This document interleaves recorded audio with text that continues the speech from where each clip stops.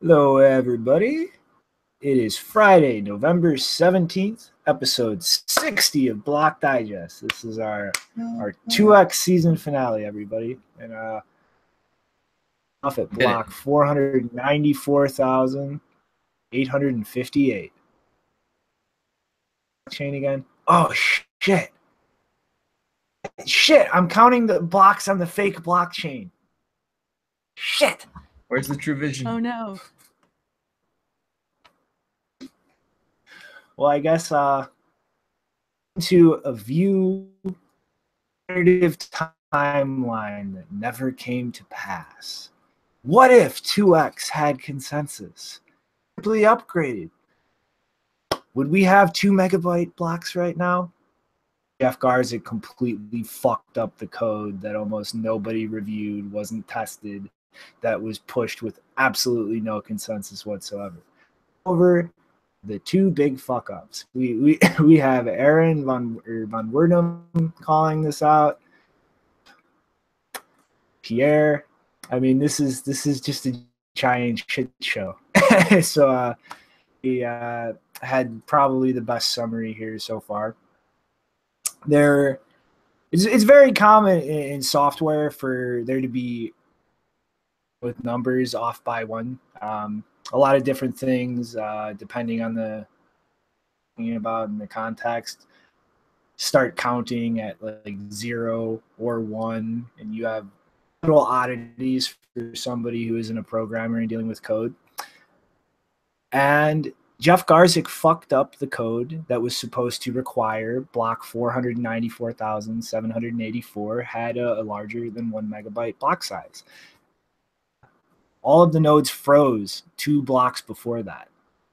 Didn't actually be able to get the next valid block to construct the bigger block.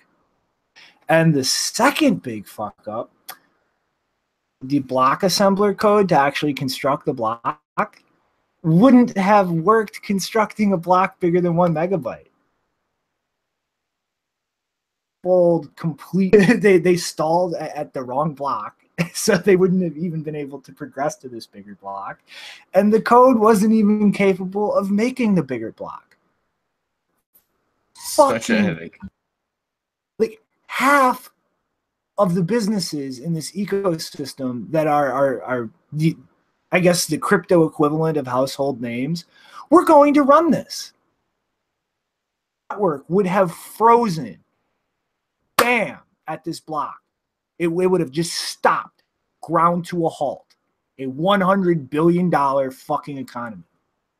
The funny part is, hey, there's more bugs. That's not it. There's more.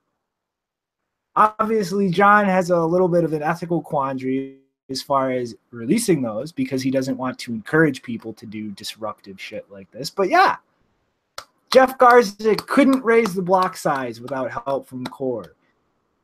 The code to require a block be bigger than 1 megabyte for reorg protection.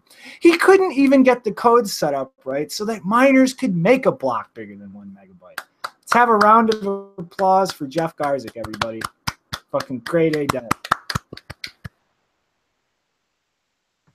Yeah, and I also want to point out the funniest part about this is that apparently, I think it was in the BTC1 Slack, they were so angry that, you know, apparently some core developers know about some bugs and they're not going to talk about them, that they're like, this is toxic, blah, blah, blah. And it's like, I have some news for you people. I have 3 words, okay? You spam the network for over a week. You cause a contentious fork, or you almost cause a contentious fork, and then you cancel it off. You do all of these things. You call them various names. And then you have the gall, while you wasted their time, their valuable time, to then say the job they should have been doing was fixing your stupid code. Like, really, how dare you? How dare you get angry at them for that? But like, the ridiculous thing I was looking at is like there was no real review on the code in the Git, and also like it's just, I don't know, it's crazy to see like the way that it plays out when we saw like mainstream news sources talking about how dangerous this was going to be for us, and you know, just they were really pumping it and saying like it was real. I mean, we were taking it seriously, and I think it was right to take it seriously. But I hope that a lot of these journalists and people that, you know, were really touting out about how big this was going to be really has like some yoke on their face, or they feel like you know, a little bit of like I feel kind of stupid because I mean, like they should. This is like really a ridiculous place to be on that side. Yeah, and all the people, all the journalists especially, who were saying it's a simple fix, just increase a number. It's like, well, if it is simple, then this is clearly a very incompetent dev team. It's not simple, but they're still incompetent. Oh no, but didn't you know that Jeff Garza, he's so competent that he solved the developer contention crisis. He's got his metronome coin that can just migrate from blockchain to blockchain seamlessly with magic.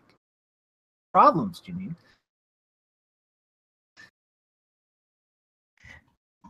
Yeah, I mean, he's got that fixed up for us, doesn't he? It's real convenient the way that works out.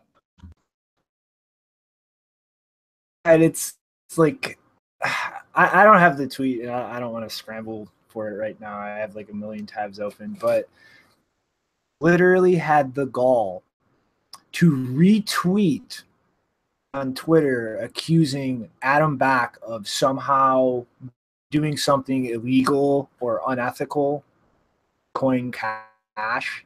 He retweeted the assertion that somehow shorting Bitcoin Cash conflict of interest as the CEO of a Bitcoin company. Says the guy who literally pushed a contentious hard fork on the entire community to CEO his solution to the contention surrounding Bitcoin. Jesus Christ. Well, that's an interesting accusation to make, because isn't the co-founder of his company, wasn't he once almost arrested for insider trading at one of his previous companies? I think I remember that. Yeah, he was. And he's also directly involved in the Metronome project. Matt Rashak. I don't know if I'm pronouncing that right, but yeah. Oh my God, this whole... I want to calm down. I want to breathe. I want to enjoy the trip to the moon. But every day there's just something that makes my blood boil, because the level of stupidity or just audaciousness is high. Yeah, I hope we're reaching that pinnacle level where it's like, okay, now people are learning, because it's just that stupid. Mm-hmm. And speaking of things that are that stupid, Janine, you wanna tell us a little bit about what's going on with JP Morgan?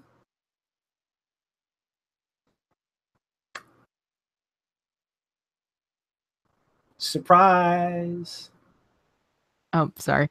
I thought I didn't know I was still muted. So you may have noticed that the JP Morgan CEO has had a lot to say about Bitcoin and how it can be used for money laundering, and it's a fraud. It's not backed by anything, which is very interesting, because JP Morgan was fined for billions of dollars for committing mortgage fraud, but who cares about that? This is the news story that just came out, I believe, yesterday or today, maybe early this morning. But surprise, JP Morgan has been busted for assisting in money laundering, and the accuser is apparently a Swiss subsidiary of, to be clear, it's a Swiss subsidiary of JP Morgan Chase, and they have now been sanctioned by Switzerland's financial regulator. So it's a specific subsidiary, not JP Morgan as a whole, but obviously that still makes it JP Morgan. And yeah, so the reason it was a big story today is, as you saw in the title, a lot of people have noticed that that's a very interesting thing to happen when the JP Morgan CEO, Jamie Dimon, spent so much of his time talking about the risks of money laundering in Bitcoin.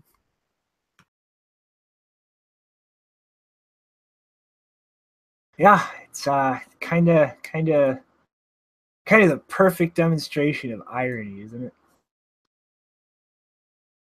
Yeah, I think you're right, man. Like, this is another situation where it's like, I hope somebody has something on their face where they're looking red because, geez, these, you know, hopefully, you know, I doubt he was. I just hope the people that listened to him when he was saying that it was, you know, only used for these sort of things see this sort of news and they'll realize like, okay, maybe I shouldn't listen to this guy anymore. These guys, these legacy guys coming into the space. It's really kind of ridiculous. I mean, like I'm going to assume that most of the people watching right now probably haven't watched the like hour or two long talk we released with Jal about John Nash. But for those who did and didn't, really good talk. Things I brought up. One of the things I brought up in there was on a systemic level, our economy wires these big banks to launder money. Keep track because we have the black market, and when people make money and they trade in the black market, some of their money, every paycheck is just off into the black market where it's not accounted for, it's not taxed, it just builds up in giant piles for anybody actually selling things on the black market, and eventually into the legit economy when they find a way, new scheme or fraud they can pull off to wash that money, and then bam, come flying right back into the economy and totally disrupt all the numbers and figures of money supply targeting inflation have to deal with. So you have to launder that money, and at a very large scale, because if you're not the one doing it, you don't know when that money's going to come flooding back into the economy and completely just screw your entire notions of how things are going. It's the funniest thing in the world to see them pointing at Bitcoin and screaming money laundering. It's like, you guys do that. Like, not only do you do that, you do to keep the economy stable at a large scale. And it's fucking hilarious. Yeah, and one of the show titles that we had for, I think we did a few episodes where we talked about Diamond because it really caused a stir, but one of them was Diamond in the Rough. And it's like, if he was in the rough then for those comments, he's really in the rough now. Mm-hmm. Oh, man. But Rick, you got something to update us with this Mr. Connery situation? Yeah, we got a clashy situation going on. It's awesome to see an article just like about this situation. It's out of Motherboard, and you know, it just really runs down the whole situation and how like crazy this situation is in the space in general. And here, let me pull this up real quick. Yeah, so like the line I really love, it says, what fresh hell is this? And yeah, it runs down basically like, you know, when the original Bcash fork happened, and then it talks about how, you know, the upgrade away from the EDA came in, and then the tweet from Jahan saying that somebody else was still mining the old chain, and just the basic rundown of how like immediately after there was a Twitter account for Clashic, and then there was a pool and, you know, a community with this meme about, you know, Sean Connery is, you know, basically they're pretty big, powerful part of it. But also the whole Satoshi's true vision and following that true vision. And it's a really interesting story. I think whenever people, you know, wonder what is interesting about crypto, it's these situations, I think, that are really fascinating, because people really are seeing something really new, and we don't know how it's going to play out. And I think that's one of the major things it's talking about in this article too, is it's still kind of a mystery of how this is all going to play out. And yeah, it's just it's funny because it's one of these things where we're kind of on the ground floor and you see it reported. It's like I don't know. I think that this meme is powerful. It will be lasting. Yeah, it goes in to talk about how Ethereum Classic, you know, that was a meme. It was something similar, and it's still around. I mean, it's still here. So, you know, there's definitely some powerful lifeblood in this fork, or this meme, or whatever we're we're gonna call it the Clashic. Yeah, it's in this Clashic. I can't wait for the BitcoinClashic symposium in a year from now. Oh, it's gonna go somewhere. I mean, this will pump the same reasons that Bcash pumped, because it's something to trade. And like the major reason I like this article from Motherboard is because it's probably the only article I've read from them that was positive about Bitcoin. Like, this is the most positive article they've ever written. Well, yeah, I think it's just like a really interesting story. And it's like, you can't really, if you're telling it from this vantage point where things are still liquid, it's really pretty interesting story. It's hard to say like where it's going to go, how it's going to shake out, but it's one of those things that I think captures people. And yeah, so it's good to see it reported. Hopefully more people will read that. Here, we've got a new piece of infrastructure for the ecosystem, don't we, Rick? Yeah, that's right, man. In the article, it does say that, we have a pool or there is a pool in this Twitter account and all this stuff, but there is no block explorer yet, but there is a block explorer now. You can see right here, it's satoshistruevision.com. This thing's just brilliant all the way down. So, I don't know. It's ground floor right now. I mean, it's fun. It's fun. I like it. I like it. It's interesting. Someone in the troll box. The irony. Someone in the troll box said that they can't wait until Roger Ver declares BitcoinClashic to be the true vision. Guys, I'm sorry to tell you, but he's too busy shilling an ICO right now. He's too busy. And no, I'm not talking about Bitcoin Cash. I'm talking about some other ICO that he's apparently an advisor for. Hey guys, wanna come get a citizenship on my private island? We're gonna go start a country. Yeah, that's him. It's really something where could see some crazy personalities coming out. And yeah, I've seen him advised on a few things. So yeah, he's a lot more involved than just Bcash. Yeah, it's Roger, he's been a trip lately. I mean, oh my god, shit that he has done. Like, starting first, like, he signs the New York agreement, and then he gets behind the Bitcoin Cash fork while saying no, support this. I'm just supporting their right to do this. I support the NYA. To Bitcoin Cash is the one true Bitcoin. It's insane. Like, I'm going to crowdfund my own country. I mean, like, I have constantly tried to like rationalize or try to find some reasonable view he could be holding that makes the things that he's doing make sense. But I can't reconcile it with anything. He's just lost his damn mind. He's made in this space, and he just thinks I can do whatever I want because I'm rich. Yeah, and he also claims to be so educated on libertarian-esque economics, but as several people have pointed out over the past several months, a lot of the things he says run counter to the things that he used to quote in those libertarian economics books. Right, he's so headstrong with his idea of right that he's just like, yeah, I'm gonna go do this country. I got the real Bitcoin. Because I'm right, and like, yeah, it's just like, I think it goes in line with kind of some other things I heard about, just sort of like the belief of it. It's like, yeah, I'm gonna do it. So yeah, more, go do it. But yeah, it's definitely getting ugly. Think about the way things started in the beginning of this year to now. It's a real big change, it feels like.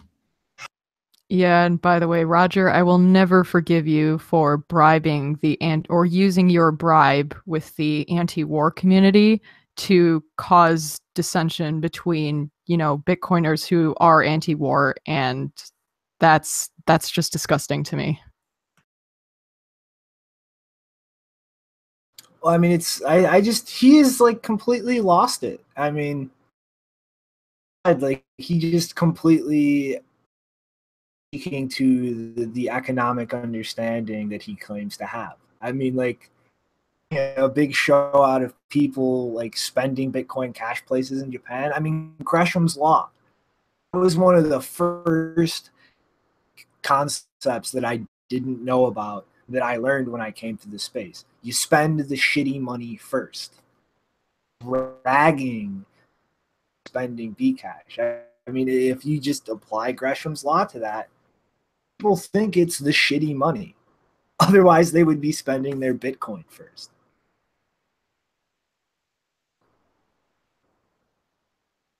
Yeah, I think. I'm sorry. I was just gonna say, I think the smarter people in the space, they'll change their mind whenever they get, you know, new information, and like we're constantly trying to define Bitcoin and stuff. That I feel like, yeah, that's it's just, you know, that's the mindset of him though. It's like he's right. He doesn't take in that new information or think about how it could be used this other way. He's like headstrong in it, and yeah, it's not cool, Roger. Not cool. Mm-hmm. I mean, like dealing, like if you look at like versus Blockstream, like Roger screams bloody murder. Like AXA, Bilderberg, it's the Illuminati. They're patenting things and they're trying to force you to use their patented shit. Well, what are they doing? I mean, for one, they're better capitalized with somewhere around like $200 to $300 million in funding than Blockstream. My inquiries into it, you can't really find where that money came from. Know who invested in Enchain. They're working on protocol developments. They're patenting shit, and they're fucking like Mr. Craig Satoshi Wright is the biggest insane con man I've ever seen in my life. And like he's never answered with a reasonable answer. And I mean, just to demonstrate like the hypocrisy of like his infinite block size like rhetoric, when he was first talking at the Future of Bitcoin conference, when speak, he literally brags about having petabytes of information on the network functioning, but his words were, "Oh, I don't know how to get you that data. That's your problem. I'm good at making those, like i.e. other people's problems." Like he's literally contradicting himself or displaying his own stupidity or his lie, like literally as he's saying it. Block size. But he has to get you these petabytes of data on the Bitcoin network that prove this. Wouldn't the chain get that big? There's some evil bankers conspiracy patenting things with the main protocol. But wait a minute. Isn't everything you're doing just patenting things? It's insane. Well, I do want to point out that when I think it was in a thread about BitcoinClashic and Bitcoin Cash Plus, Craig Wright said that only Bitcoin Cash Plus was a scam. He didn't say anything about Bitcoin Classic. But I think he's still trying to. Like, they're waiting for marching orders on that one. Yeah, that's the funniest thing. Like they can't. Like they're calling Clashic malicious. Well, if people maintaining this original fork against Bitcoin Cash, the Cash not a malicious attack on Bitcoin again. It's like this entire situation is just the perfect demonstration of hypocrisy. Like at the end of the day, they're just mad there who wouldn't just listen to them. That's what it is. They're mad about it. So they throw temper. Got a little wreck there at the end, but before, yeah, I'm getting a little ranty. Story on Mount Gox to give us a breakdown on, Janine? Yes, I do. So this is the real kicker for today. We have talked about Mark Karpeles recently and how he apparently gets to keep a lot of the Bitcoins that he still has, despite, you know, being very, very involved in the Mt. Gox fiasco. Well, believe it or not, we actually have to talk about Mark Karpeles again. I know you're probably wondering, what worse could this guy do after he's already profited by three-digit millions despite going to prison for the Mt. Gox fiasco? Believe it or not, Mr. Magical Tux thinks he's still in a position to ask people for money. And as one person on Twitter commented, his balls must be inflated to the size of melons by now, because yesterday he rather quietly pushed out a blog post about the state of Mt. Gox, and he is taking issue with the fact that, quote, many of the claims against assets held by Mt. Gox are based on Bitcoin value held by Mt. Gox customers at the time of when the bankruptcy started, and most Bitcoin creditors assert capital gains from said Bitcoins should be paid to them. Bitcoin's value has obviously shot up, and now the 202,000 BTC in assets held by Mt. Gox at the time of the bankruptcy are now worth a lot more, obviously.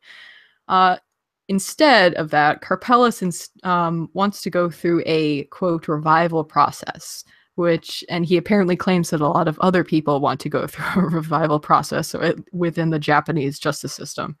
And he thinks that as part of that revival process, the two possible avenues include, 1, offering Mt. Gox shares to people, or 2, issuing an ICO token. Yes, you heard that right, an ICO from Mt. Gox. Now he wants to make clear that the new Mt. Gox would be jump-started under a new management team of directors and financial experts. And he says that because he is still such an, quote, object of hate, he wouldn't have anything to do with Mt. Gox anymore, which, quote, I guess most people would agree is a basic requirement. A bit tongue-in-cheek there, don't you think? Does that surprise you, Mark, that people don't think you should be involved with Mt. Gox anymore if it ever exists again? He concludes the blog post by saying, should anyone have $245 million sitting around and want to purchase Mt. Gox, just drop me an email. So does anyone know someone with $245 million who wants to buy non-Magical Tux Mt. Gox or Gox coin? Anyone? Would anyone like to buy Bitcoin's greatest embarrassment? Yeah. No. Like, I'm curious here. Like, why does he need 245 million? What's that all about? That number? Like, where'd that come from? It's apparently what he needs to get Mt. Gox back on its feet and repaying all the creditors or something. Yeah, because that's something else where it's like, I don't know, like the whole Bitcoin is it really in his possession? I saw something about it's in a trustee's possession. And yeah, I was wondering if like, is that like a wallet everybody can see? Like, oh, that 202,000 Bitcoin's still there. Like, I don't know. I don't know that. Yeah. So I don't know. It just feels like maybe he's trying to take advantage of the whole ICO craze while it's still around. And like, he knows people have heard of Mt. Gox, and maybe the people that aren't educated enough to understand it is a real big embarrassment will invest. Just going to try and grab some money while I can. Yeah, here's the first thing they would have to do if Mt. Gox ever got restarted under new management. They would have to not call it Mt. Gox anymore. They would have to completely change the name of the company because no one is going to put money into Mt. Gox again. Not a company with Mt. Gox is the name. That's what I was thinking. If he really wants money, just auction off the site and then like just, say like, do some rebranding, retooling, and you could do something with it. Then maybe it wouldn't feel like such a, just a money grab. Yeah, but he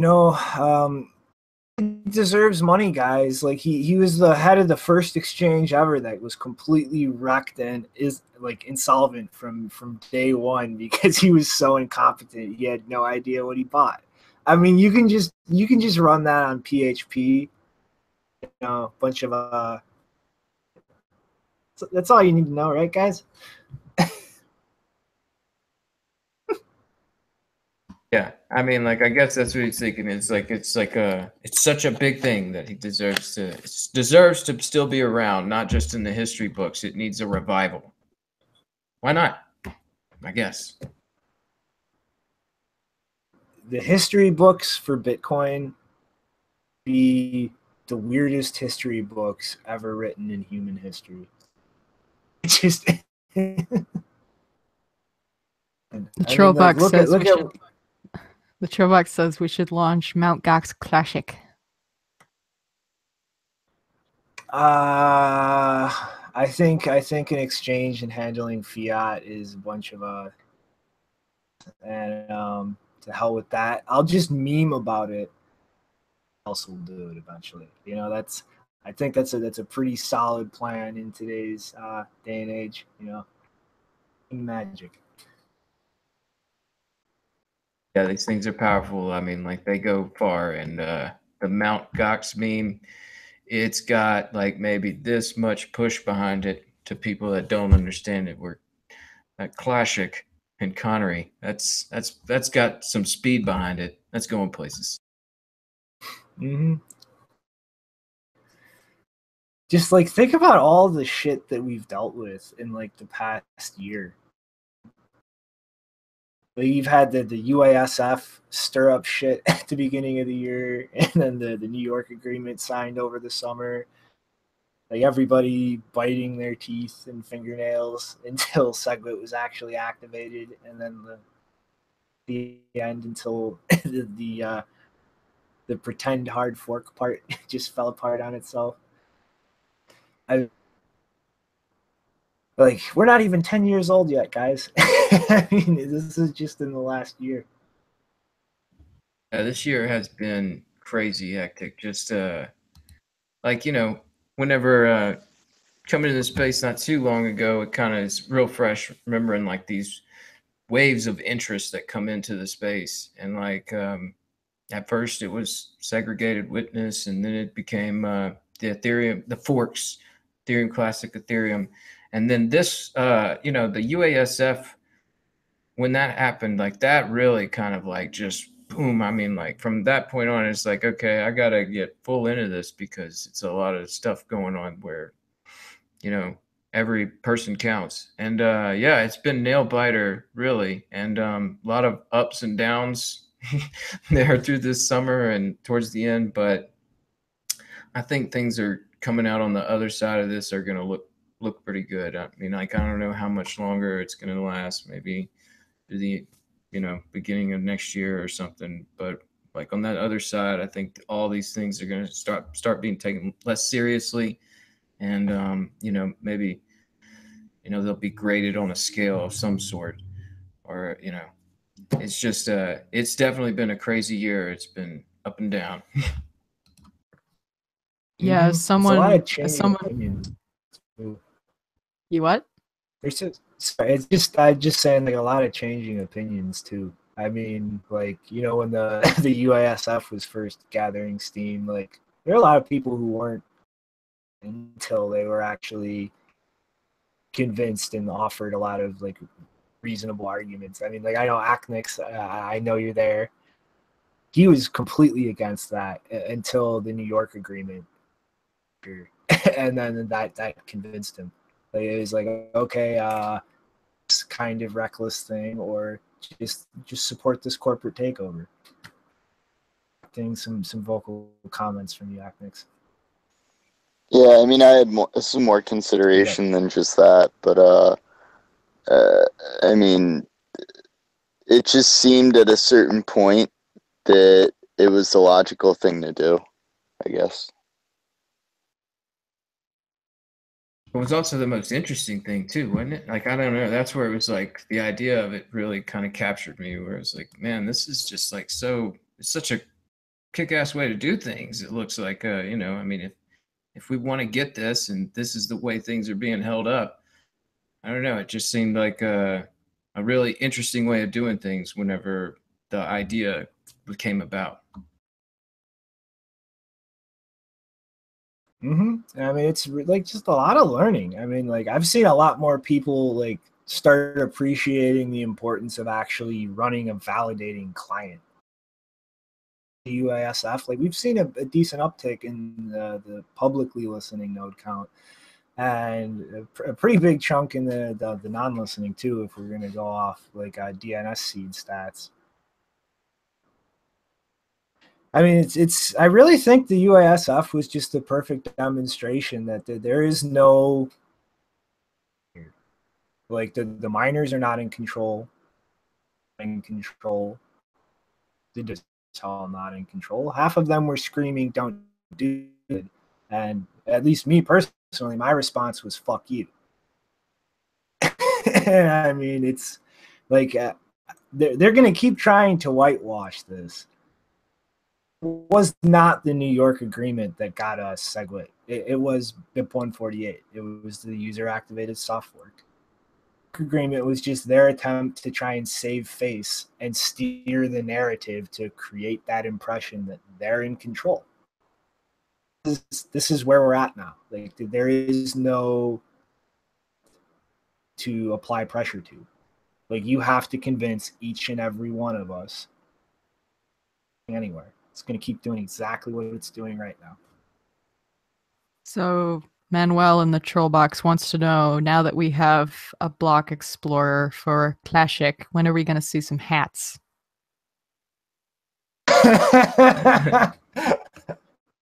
That's a pretty sticky territory to go into. You know what I mean? With I would definitely buy a hat that had the Bitcoin logo and Sean Connery on it. That's what I was thinking about. We got to get the perfect hat. Like, you know, got to get the design right. You know, these memes are important. So yeah, I mean, like, it's in the pipe. I don't know how Sean would feel about that. We should be a little hesitant there. Yeah, maybe approach Mr. Kyle how he feels about that. Yeah, you should reach out to him on Twitter. Ask him how he feels about all this. Like, show him the motherboard article and see what he says. Like, do it from the digest tweet. All right, Shinobi, you've got my seal of approval.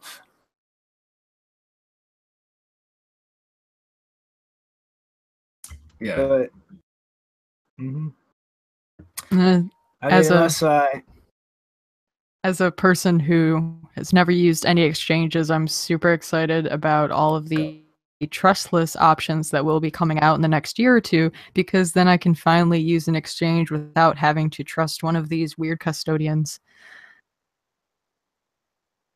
It's going to be very nice. I mean, it's fun and most of it good. Yeah, I think that's the biggest, you know, thing I'm looking forward to is these decentralized exchanges with strictly crypto to crypto and these lightning channels and these off-chain, on-chain atomic swaps. I feel like we're going to get to a point to where everything's solid and working together without much trust there. It's going to be a cool, interesting few another year, couple years.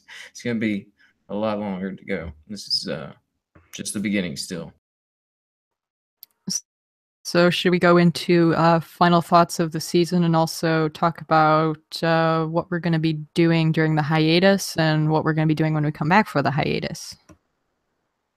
So Brett Doffing just asked what's coming out. So a quick laundry list. Here's is in the pipeline, which is going to let us compress all the signatures on each input of a transaction down to one and save a shit ton of space. And actually introduce a lot of privacy, because this way you won't really be able to tell multi-sig apart from a single sig address. That's also applicable to CoinJoin, so it's a little more efficient. Mast is actually seeing a concrete proposal right now, so more complex but efficient smart contracts or spending conditions for coins are coming soon. Lightning Network obviously is just about out the gate, and I think in the light of Lightning Network, everybody keeps forgetting Tumblebit, but running, and I'm expecting wallets to start integrating that, and people running tumbling servers to start popping up soon. We've also got, in addition to that, NoPar working on the ZeroLink framework, guys CoinJoin. Different way and actually give us a usable framework for better privacy that we can use soon. Central transactions was made ridiculously more efficient, so actual privacy as far as even the amounts of a transaction should be coming to the main chain soon. Coming out liquid next year, which hopefully should actually see tests and in the field how a sidechain functions. Rootstock coming out soon as well, so that's another instance of a sidechain tested. It's really a bunch of shit coming down the pipeline faster than you can pay attention to. It's a Tommy gun of development.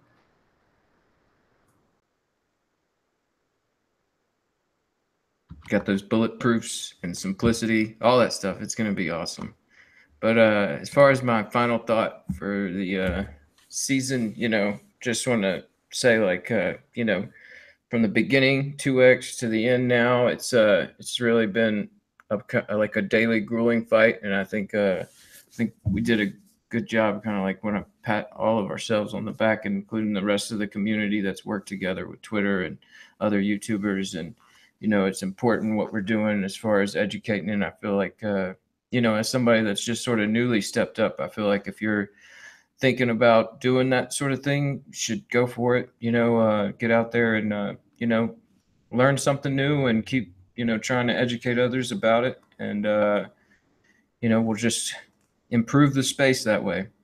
And as far as what I'll be doing during the hiatus, I'm gonna try and get that Bitcoin meetup group put together, and just sort of been so not like super busy, but pretty damn busy with this to where I sort of put that on the back burner. But I'm gonna get that together, and hopefully we'll get that thing rolling maybe the middle of next month sometime. And I'm certainly gonna still be busy doing stuff. I'll be on Twitter, I'll be in the Mumble, and it's gonna be awesome. Third season coming up. And really appreciate all the help, guys. Janine and Shinobi and Agnex and Chris and Theo and Blake and JW and Eric and Brozo, all you guys that were on during the season, Brian Hoffman, thanks for coming on. And, we'll see you back here not too long from now. Yeah, so one of the things we definitely want to do more of is interviews, because those always end up going out really well. And so I'm not quite sure yet how it lines up with when we're coming back from the hiatus, but Chris and I will be interviewing some people at the Baltic Honey Badger Conference. So if there's anyone who is speaking there that you would like to hear in particular, we've already taken some suggestions, and we already have some speakers in the queue to talk to. So we'll be, I don't know when because we'll still have to we'll either live stream them or we'll record them and then edit them later. So I'm not quite sure when they're going to come out, but within this, at the end of the month or the beginning of December, those will be coming out. And we were also considering making the shows a bit longer or more compact, so that we can do, instead of one every weekday, we might do one every 3 days, or no, not every 3 days, one every other day, or maybe 2 to 3 days a week instead of every day. So we're but if you would prefer, if that really doesn't go well with you, then we'll keep doing it every day. It's just that it's jobs to do, and it's a lot of pressure to put out an hour-long show every single day. So we wanted to put that past you in case you might be interested in that format instead. Yeah, I mean, I really think that, it's like we've been getting a lot of positive feedback to what we've been doing, and we really appreciate it. But, it's a lot to just wake up, get everything together, like every single day. Times, with all of our personal lives and other things we have to deal with, it's kind of a rush. And I think we can do like 2 or 3 days a week. We can bring you guys a lot better content, like what we've been doing now. But I think personally, everybody that contributes to this is capable of some more prompt time and sanity. And I really think, I want to see you guys every day, but give us a shot to get some more in-depth things fleshed out and see how you like that. During the hiatus, there's definitely I want to try and do another talk with us and Jal on the topic of John Nash and just kind of the macroeconomic context of things. That's definitely something a lot of us want to do. Maybe me and Chris DeRose can find something else to argue about or something, but we're going to try and put content over the hiatus. We're just not going to have the daily show. You know, Janine to get her own kind of spin-off project off the ground. I think that would help with that. You know, me and of us actually have different things that we want to do, kind of a spin-off. That's another thing, kind of rolling the schedule down to like 2 or 3 days a week can help with, like, we'll actually have the time to kind of plan and play around with new stuff as well. Yeah, and I also want to point out that if anyone here does want to still hear us every single day, including the weekends, we're often in the Mumble chat room, so you can join that. And the S2X stuff is finally over, and it looks like we got this kind of fun little trader's paradise type thing happening with Bcash, Bclashic, and Bitcoin. So very fun, very fun. Well, S2X is kind of dead, I guess I should say.